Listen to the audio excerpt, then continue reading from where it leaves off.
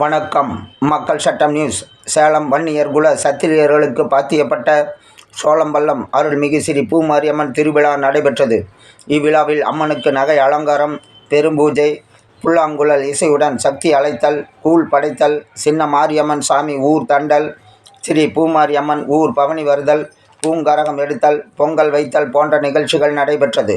இதனைத் தொடர்ந்து அக்னி கரகம் எடுத்தல், அலகு குத்துதல், பெரும்பூஜை நடைபெற்றது.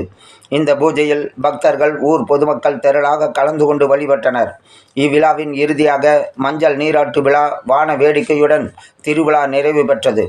அருள்மிகு ஸ்ரீ பூமாரியம்மன் திருவிழாவில் ஊர் பட்டக்கார கவுண்டர் திருநாவுக்கரசு, ஊர் கவுண்டர்கள் ரத்தினவேல் கவுண்டர், மாசிலாமணி கவுண்டர், ராஜவேல் கவுண்டர், மாரியப்பட் கவுண்டர், சீனிவாசன் கவுண்டர், நம்பிதுரை கவுண்டர் மற்றும் காணேசிக்காரர்கள் மணிகண்டன், ஐயனார், நாகராஜன், வைத்தீஸ்வரன், ஜெயவேல், கணேசன் பூசாரி, சீனிவாசன் பூசாரி, அண்ணாமலை, ராஜா, சங்கோதி அழகேசன் மற்றும் கோவில் கமிட்டி நிர்வாகிகள், ஊர் பொதுமக்கள் திரளாக கலந்து கொண்டு சிறப்பித்தனர்.